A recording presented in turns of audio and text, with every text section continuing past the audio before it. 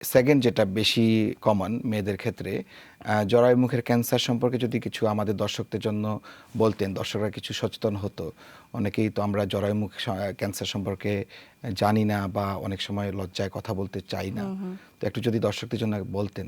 Cervical cancer বা জরায়ু মুখের ক্যান্সার এটা একসময় ডেভেলপিং কান্ট্রি যেমন আমাদের বাংলাদেশ এবং বাংলাদেশের আশেপাশে যেই দেশগুলো সেগুলোতে কিন্তু মহিলাদের সবচেয়ে কমন ক্যান্সার ছিল, 1 নম্বর ক্যান্সার আমরা বলতাম।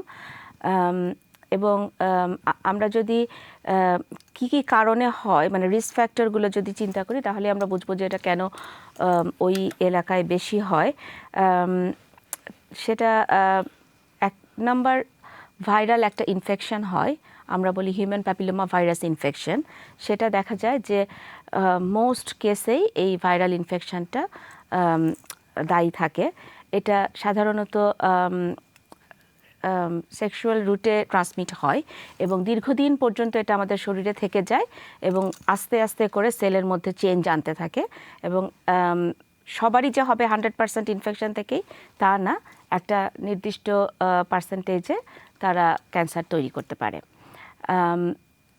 খুব অল্প বয়সে বিয়ে হয়ে যাওয়া বা অল্প বয়সে শারীরিক সম্পর্ক শুরু করা, মাল্টিপল পার্টনার যদি থাকে, মাল্টিপল প্রেগন্যান্সি, এই জিনিসগুলো এবং অন্যান্য যদি সেক্সুয়ালি ট্রান্সমিটেড ডিজিজ থাকে তাদের ক্ষেত্রে এটার রিস্কটা অনেক বেশি। ইমিউনো কম্প্রোমাইজ যদি কেউ থাকে তাদের ক্ষেত্রে এটার রিস্ক বেশি থাকে।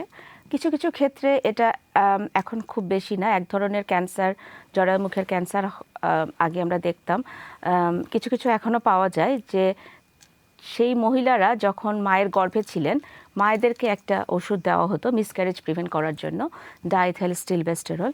তো সেটা যাদের গর্ভাবস্থায় যাদের এই এক্সপোজার থাকে তাদের ক্ষেত্রে অনেক সময় এক ধরনের ক্যান্সার হয়, আমরা বলি অ্যাডেনোকার্সিনোমা। তো এইগুলো হলো মোটামুটি কমন রিস্ক ফ্যাক্টর।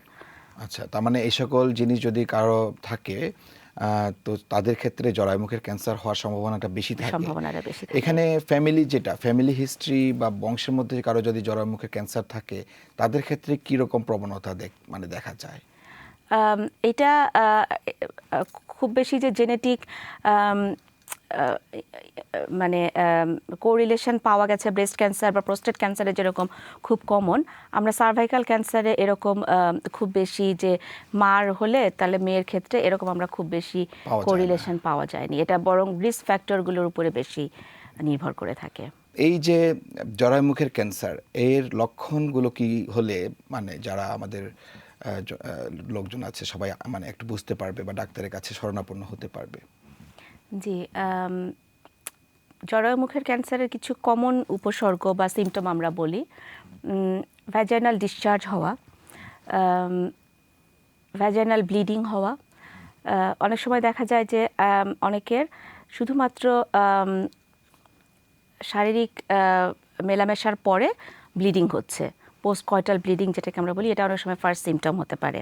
আচ্ছা, যে কোনো এরকম যদি ব্লিডিং হয় সেই ক্ষেত্রে চিকিৎসকের শরণাপন্ন হওয়া উচিত।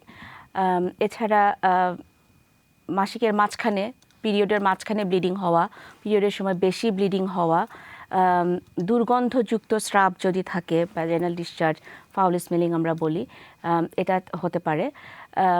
এগুলো আর্লি স্টেজে হয়।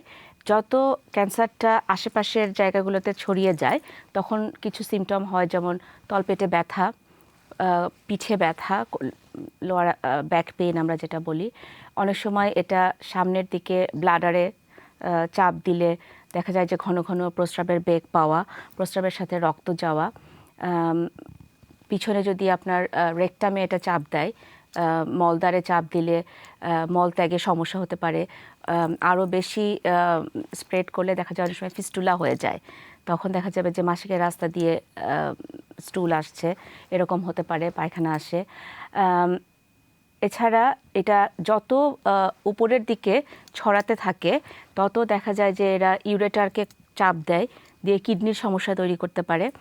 সো কিডনি ফেলিওরের সিমটম নিয়েও পেশেন্ট আসতে পারে এবং এটা যদি অন্য কোনো জায়গায় ছড়িয়ে যায়, হাড়ে ছড়িয়ে যায়, ফুসফুসে ছড়িয়ে যায়, তাহলে সেখানকার সিমটম নিয়ে রোগীরা আমাদের কাছে আসতে পারে। তো এই ক্ষেত্রে যখনই এই রকম কোনো রকম অস্বাভাবিক দেখবে যে হয়তো বা ডিসচার্জ হচ্ছে কিংবা মাসিকের মাঝখানে কোনো কারণে অন্যরকম ব্লিডিং বা অন্যরকম অতিরিক্ত ডিসচার্জ হচ্ছে বা তলপেটে অনেক অস্বাভাবিক রকমের ব্যথা হচ্ছে কন্টিনিউয়াস, যেটা কোনোভাবে মেলানো যাচ্ছে না, তো তাদের কি করণীয়? সার্ভাইকাল ক্যান্সার এটা যদি আমরা খুব আর্লি স্টেজে ধরতে পারি, এটার কিওর রেট অনেক বেশি আর্লি স্টেজে। এবং যত স্টেজ বলতে আমরা বুঝাই যে ক্যান্সারটা আসলে কতটুকু জায়গার মধ্যে ছড়িয়ে গেছে, কতটা অ্যাডভান্স ডিজিজটা। তো যত বেশি জায়গাতে ছড়াবে তত কিওর রেটটা কমতে থাকে। একটা গুরুত্বপূর্ণ ব্যাপার সার্ভাইকাল ক্যান্সারের ক্ষেত্রে, এটা কিন্তু অনেকখানি প্রিভেন্টেবল। 100% না হলেও প্রিভেনশন একটা খুব গুরুত্বপূর্ণ অংশ রয়েছে সার্ভাইকাল ক্যান্সারের জন্য। এবং প্রাইমারি প্রিভেনশন হিসেবে আমরা ভ্যাকসিন দিতে পারি। ক্যান্সারের টিকা? ক্যান্সারের প্রিভেনশনের জন্য ক্যান্সারের টিকা, এটা সার্ভাইকাল ক্যান্সারের জন্য, এবং এটা অনেক জায়গায় এস্টাবলিশড। সেকেন্ডারি প্রিভেনশন হচ্ছে স্ক্রিনিং। আমরা কিন্তু স্ক্রিনিং করতে পারি, এবং সেটা হচ্ছে হেলথ সার্ভিসের মধ্যে ইনক্লুডেড একটা স্ক্রিনিং প্রোগ্রাম হিসেবে। কারণ অনেক স্টাডিতে দেখা গেছে যে আমরা যদি স্ক্রিনিং করি, অনেক প্রি ক্যান্সারাস, মানে ক্যান্সারের দিকে যাচ্ছে, সেলের পরিবর্তন শুরু হয়েছে কিন্তু ক্যান্সার হয়নি, তখনই কিন্তু আমরা এগুলোকে আইডেন্টিফাই করে যদি আমরা এগুলোকে চিকিৎসা দিতে পারি, তাহলে কিন্তু রোগীকে একেবারেই সুস্থ করে ফেলা সম্ভব। তো এই প্রিভেনশনটা খুবই গুরুত্বপূর্ণ। ভ্যাকসিন বিভিন্ন রকমের ভ্যাকসিন এখন পাওয়া যায়।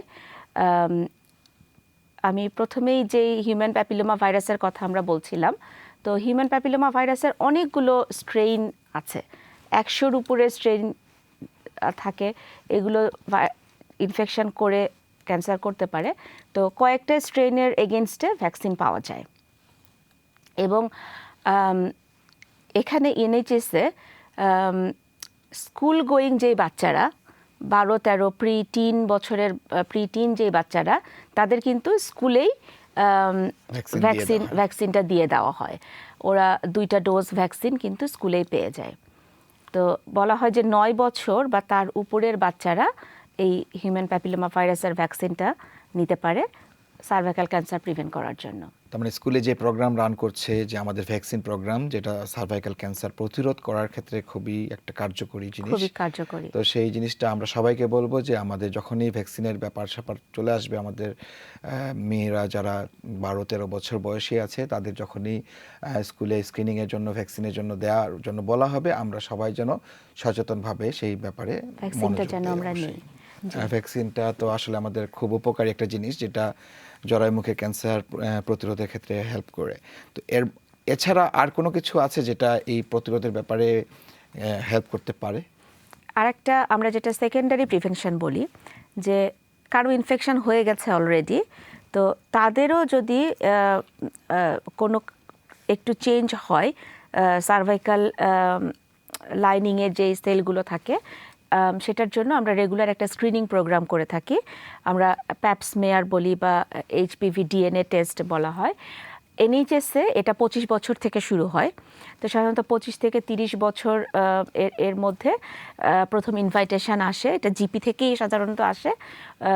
যে জিপিতে যাওয়ার পরে ওরা এক্সামিনেশন করে, প্লাস সার্ভাইকাল একটা স্মিয়ার নেয়, একটা ব্রাশ দিয়ে কিছু সেল, জরায়ুর মুখ থেকে কিছু সেল স্মিয়ার নিয়ে এসে ওটাকে পরীক্ষা করা হয়। পরীক্ষা করার পরে যদি দেখা যায় যে হেলদি সেল, কোনো সমস্যা নেই, তাহলে সাধারণত এটা 3 থেকে 5 বছর পরে আবার রিপিট করে। এটা কি সব মেয়েদের জন্যই 25 বছরের উপর থেকে এই প্রোগ্রামটা? এটা 25 বছরের উপরে যাদের জরায়ু আছে বা সার্ভিক্স আছে। এর আগে যদি কারো কোনো কারণে জরায়ু অপারেশন হয়, তারা শুধু বাদ যাবে। এছাড়া বাকি সবার ক্ষেত্রেই 25 বছর থেকে আমরা বলি যে 64-65 বছর পর্যন্ত ইনভাইটেশনগুলো এভরি 5 ইয়ারলি আসতে থাকে। তো এগুলোতে কারো যদি টেস্ট করে কোনো অ্যাবনর্মালিটি পাওয়া যায়, যে জিনিসটা একেবারে হেলদি না, কিছুটা আলাদা দেখা যাচ্ছে, তাহলে হয়তো আমরা এটাকে আবার টেস্ট করার জন্য, হয়তো 6 মাস 1 বছর পরে আমরা আরেকবার টেস্ট করার জন্য বলি। অথবা যদি একটু বেশি অ্যাবনর্মাল মনে হয় সেই ক্ষেত্রে তাদেরকে আমরা কল্পোস্কোপি জিনিসটা মাইক্রোস্কোপে দেখে সেই জায়গা থেকে বায়োপসি নেওয়া এবং অন্যান্য টেস্টের জন্য তখন আমরা মহিলাদেরকে বলে থাকি। মানে তখন আসলে প্রথমে আইডেন্টিফিকেশন হওয়া জরুরি, তারপরে তো চিকিৎসকের পরামর্শ অনুযায়ী বিভিন্ন স্টেপে যাবেন। তো স্ক্রিনিং করেই যদি আমরা দেখি যে না, আমি যেটা বলেছিলাম যে ভাইরাসটা আসলে অনেক দিন ধরে শরীরের মধ্যে এটা আস্তে আস্তে চেঞ্জ করে, তো অনেক আগেই যদি আমরা চেঞ্জের মধ্যেই ধরে ফেলতে পারি সেই ক্ষেত্রে কিন্তু আমরা একটা বড় বাল্ক ডিজিজটাকে কিন্তু আমরা প্রিভেন্ট করে ফেলতে পারি।